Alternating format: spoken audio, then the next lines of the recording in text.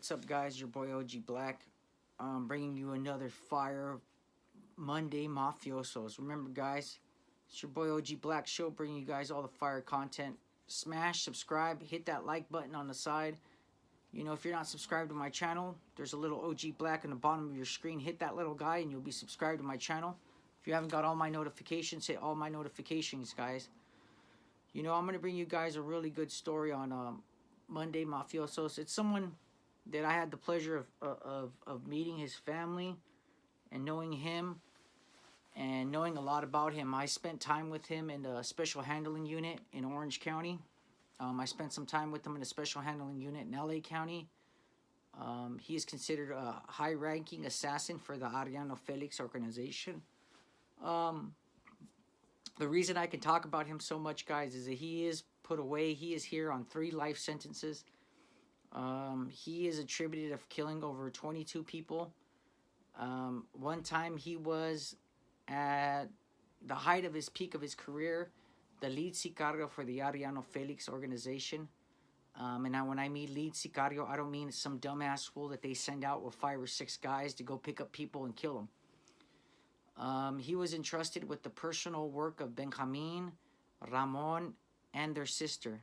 At the end, he ended up working for the sister, which I'm not going to say her name. A lot of people know who she is. She's currently still active, and I'll just leave her name out of the business. The way I met this guy, we'll call him Mr. Cholo.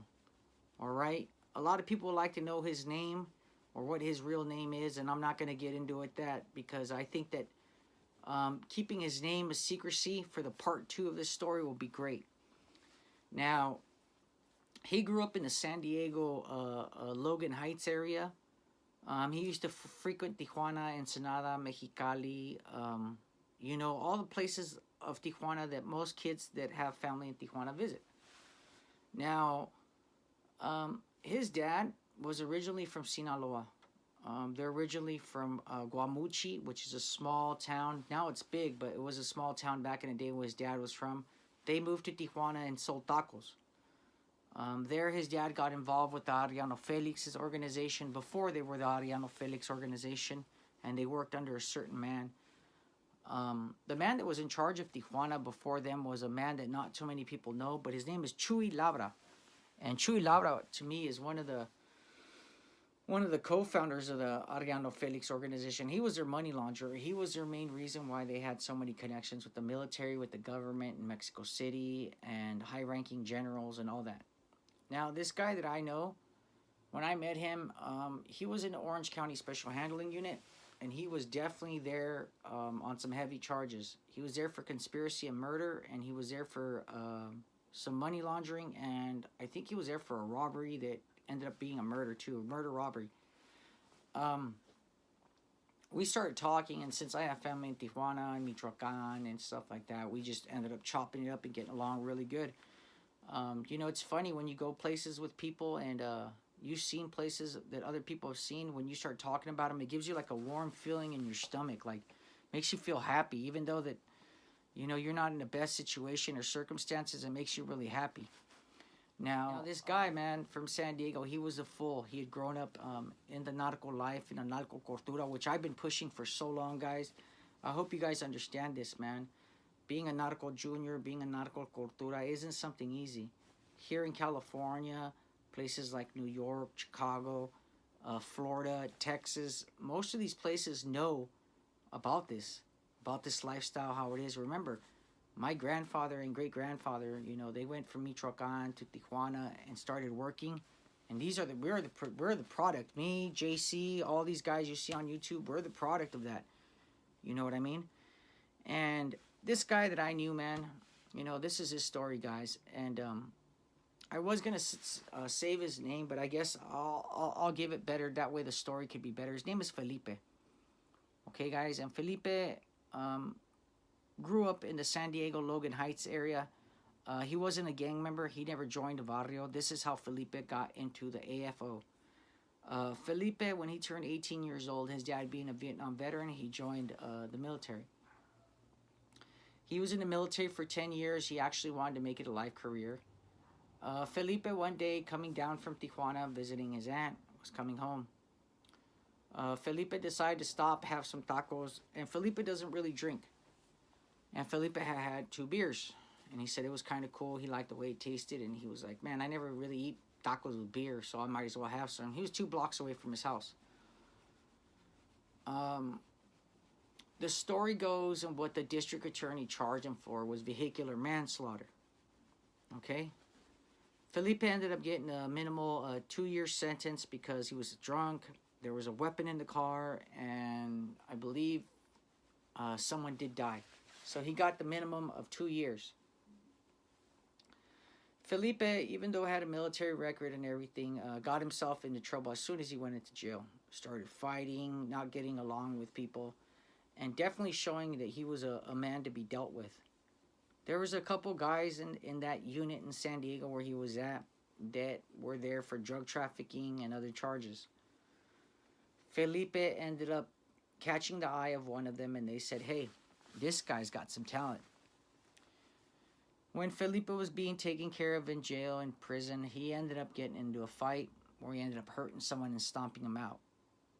They ended up giving him a GBI charge, and he ended up getting another 4 years on top of that. So he got 2 years for killing someone on accident. He got 4 years for beating the shit out of someone. So Felipe started getting a certain anger. At the same time, these guys from Tijuana always were taking care of him. You know, they used to tell him, you're like a Tijuanero like us, this and that. So Felipe really liked it. At the end, Felipe, when he got out in San Diego, he paroled, had no money, nothing. He ended up giving his friends a call, and they told him, come down to Tijuana and party. So Felipe comes down to Tijuana and party, man. And, you know, he's at a bar having a good time with his friends, and his friend told him, hey, man, so what's up, dog? Are you really going to want to work? Are you really going to want to do stuff, man? Or are you going to go back to the U.S. with your tail between your legs? Felipe did not like that, guys. As a matter of fact, he took it as a personal challenge. Felipe told him, what are you talking about, man? They said, well, my boss, he needs security. We can do security for him. So Felipe's first job was to be at a quinceañera. Now, Felipe told me, look, Black, this quinceañera was shot out. He said it was a hole-in-the-wall house. He goes, in Tijuana. He goes, in the middle of nowhere with dogs everywhere. I said, yeah, sounds like Tijuana, my fucking spot.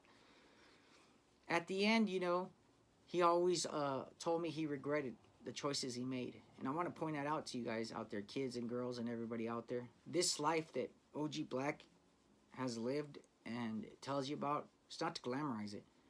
It's not for you guys to get into it. It's not for you guys to want to be a part of. It's definitely something that you want to get out of if you're in it now, before you can get yourself into death, bad health, or prison. So Felipe's told me, hey, man, I was at this house. He said, and they told us that nobody knows whose party this is, so don't worry about it. You're just going to have to stand guard in case the kid's dad shows up, which he's not supposed to be showing up here because he beats the mom and whatever. And she's related to Arellano Félix people. So he asked, what am I supposed to do if he shows up? His boss, being the idiot he is, he tells him, well, if you see the motherfucker, kill him or shoot him or do whatever you want. Should have never told that to Felipe. So Felipe is kicking back, and he tells me, I'm having a couple beers now. He goes, I had some tacos. He goes, and I'm sitting there, man.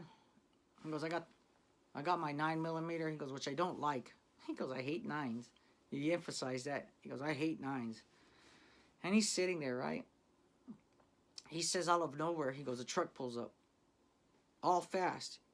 He goes and slams the brakes. He said the guy comes out yelling, hey, you know what, you motherfuckers, this and that, you know, this is my son, I'm not invited to the party, what kind of shit is this? Then my homeboy says, yep, it's the guy. He tells him, hey, man, get in your fucking truck or get out of here. The guy tells him, fuck you, and tells him a bunch of stuff. My homie's like, whatever. This guy ends up swinging on my homie. Boom, boom, boom. They get into it. My homie's kicking the shit out of him, he says. He says he ends up donkey punching him. Bam! He tells that fool, get the fuck out of here. He says the guy starts stumbling. He says the guy opens the door and tells him, I got something for you, motherfucker. My homie said, oh, shit. My homie said that he saw him reach, He said when he saw him reach, he said he saw it was black. What the guy had was a blackjack. If you guys know what a blackjack is, it's a piece of leather with a metal ball in it. When you hit someone, it knocks them out. My homie said he saw it go up, and he said he saw a flash. He said when he saw that flash, he pulled out his sidearm, and he said he dropped that fool like a bad habit. He said he gave him about 5 before he hit the ground. He said the guy was still alive. That's why my friend hates 9s. And he walked up to him, and he's like, son of a bitch. And he said all the family comes out. The wife starts crying. Everybody starts getting mad at him. He takes off. They tell him, get the fuck out of here. He leaves. His boss calls him back. His buddy tells him, hey, man, we got to go somewhere. We got to go see some people. So he thinks he's in trouble. They end up taking him to Rosarito, and he goes to a finca, and he meets some men there. And at the end, okay, guys, at the end, he was meeting one of the Arellano Félix brothers. Okay, guys, this is part 1 of a part 2 on Mafioso Mondays. I hope you guys enjoy. Remember, guys, we got videos coming up. We got lots of things coming up for this channel. My PayPal, my Patreon's open. If you check my Patreon, there's a lot of content on there that I can't put on YouTube. So I'm putting it on my Patreon, guys. I hope you guys enjoy. Smash, like, subscribe. You know, shout outs to my editor. Hey, guys, hope you like this Mafioso Mondays, and I'm out.